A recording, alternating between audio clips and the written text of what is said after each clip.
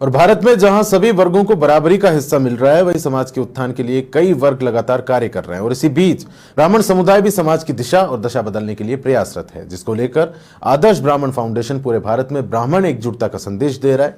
वहीं फाउंडेशन के राष्ट्रीय अध्यक्ष आशुतोष उपाध्याय ने बताया कि उनके द्वारा समाज में ब्राह्मण के हितों में किस तरह के कार्य होंगे और ब्राह्मण समाज को किस तरह एकजुट किया जाएगा। इस मिशन को लेकर आदर्श ब्राह्मण फाउंडेशन ने मुहिम छेड़ रखी है।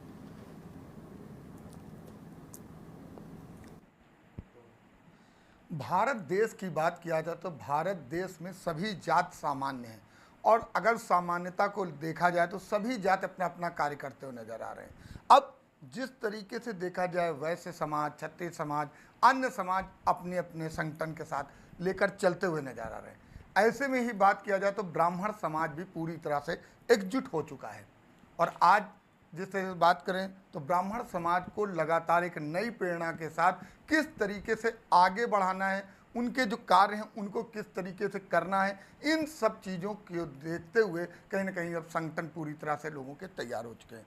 इसी कड़ी में आपको बताते चलें, आदर्श जो ब्राह्मण फाउंडेशन है और उसके राष्ट्रीय अध्यक्ष आशुतोष उपाध्याय जी हमारे साथ हैं। आइए उनसे बात करते हैं। सर, सबसे पहले अगर हम बात करें तो तरह तरह के इस समय संगठन तैयार हो चुके हैं। ऐसे में सबसे बड़ी चीज़ है जाति जो है अपना संगठन है। किस तरीके से ब्राह्मणों को आगे आप बढ़ाएंगे, ब्राह्मणों के लिए क्या उद्देश्य है और किस तरीके से संगठन की मुख्यता क्या विशेषताएं रहेंगी?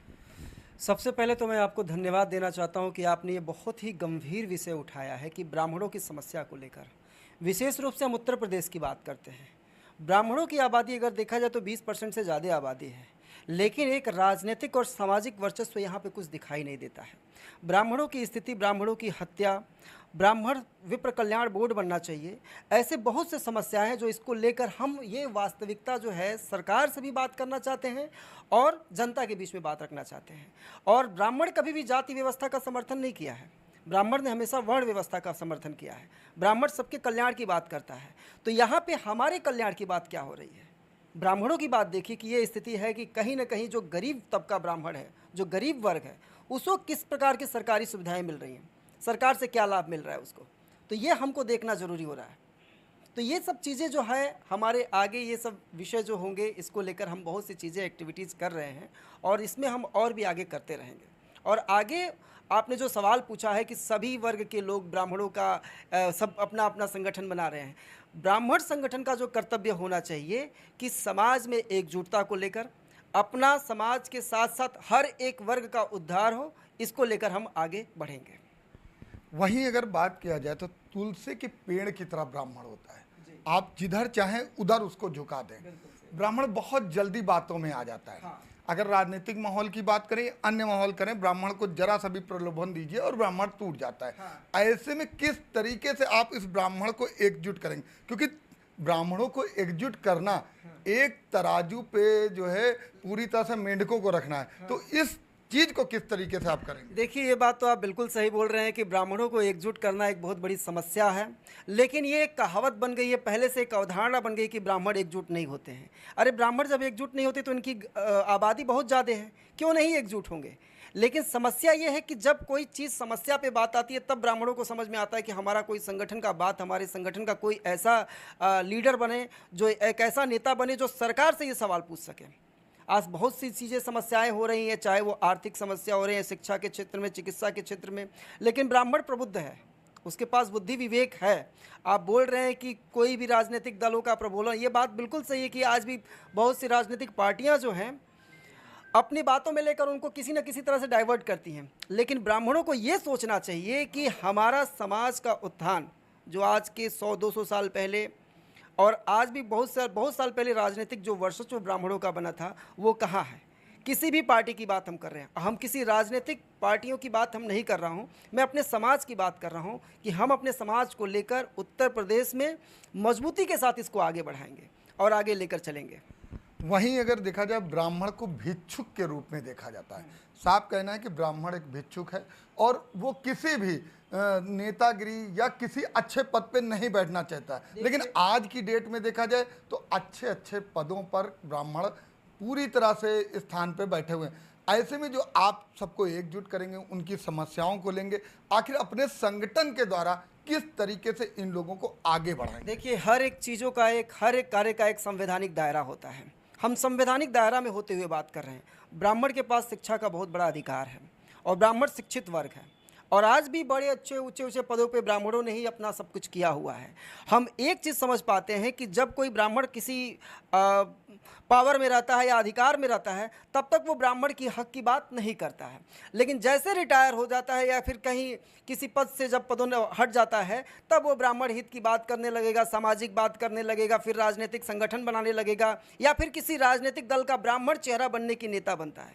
ये एक उत्तर प्रदेश की समस्या है। और आज भी हम यहाँ पे देखते हैं बहुत से आईएएस, बहुत से पीसीएस जो अधिकारी हैं, और दूसरे वर्ग के जो कोई अधिकारी होता है तो वो अपने वर्ग की बात सुनता है। और बहुत से राजनीतिक दल जो हैं जाति के आधार पे पार्टियां बनाए हैं। मैं छोटा सा एग्जांपल दे देता हूँ, निषाद पार्टी। छोटा सा एग्जांपल देता हूँ, सुहलदेव पार्टी। ब्राह्मणों की कौन सी पार्टी है? ब्राह्मणों का कौन सा ऐसा संगठन है जो कि समाज के उत्थान की बात कर रहा है? हम किसी का विरोध नहीं कर रहे हैं, लेकिन हम ये तो ज़रूर बात रखेंगे कि कहीं ना कहीं सामाजिक समस्या है ब्राह्मणों की, जिसको सुना जाए, और उसको सुनने के लिए, उसको करने के लिए तत्पर आना पड़ेगा। उत्तर प्रदेश के ब्राह्मणों की बात करें तो उत्तर प्रदेश में जो ब्राह्मण लोग हैं या अन्य नागरिक हैं या जो आपके साथ जुड़ना चाहते हैं, उनको आप किस तरीके का मैसेज देना चाहते हैं? उनको हम इस तरह से मैसेज देना चाहते हैं कि आप संगठित रहिए, चाहे वो सामाजिक स्तर हो, चाहे राजनीतिक स्तर हो, चाहे वो आर्थिक स्तर हो, चाहे वो पारिवारिक समस्या हो। एक सबसे बड़ा विषय हमने देखा है उत्तर प्रदेश में कि दो ब्राह्मणों के बीच में सबसे ज़्यादा समस्या है। मैंने सर्वे किया है, थानों में मैंने पता किया, थाने का अधिकारी बोलता है भैया दोनों ब्राह्मणों के बीच में ही झगड़ा है। किसको हम गलत बोल सकते हैं? भैया ब्राह्मण की घर की बिटिया भाग गई है, किसको हम गलत बोल सकते हैं? पटदारी में ज़मीन का विवाद चल रहा है और दो ब्राह्मणों के बीच की समस्या है।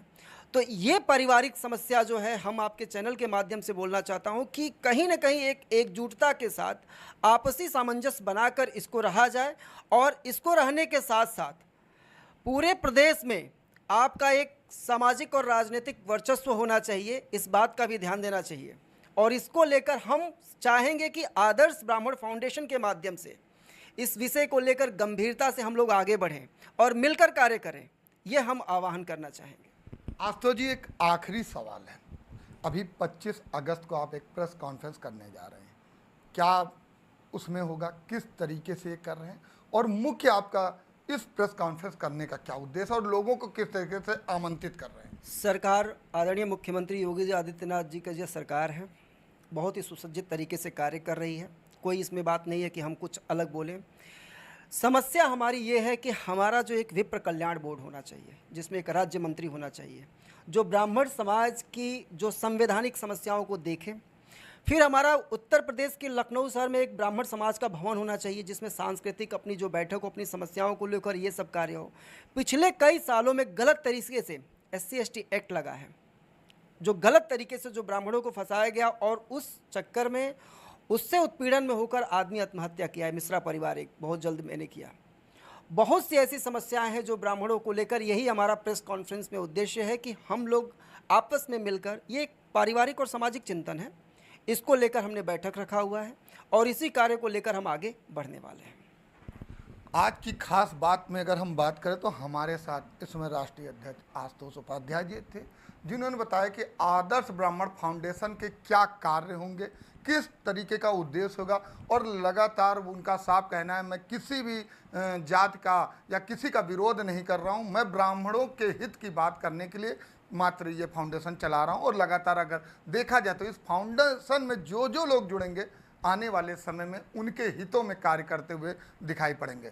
वीडियो जर्नलिस्ट लतीफ के साथ मैं जय त्रिपाठी, समाचार प्लस।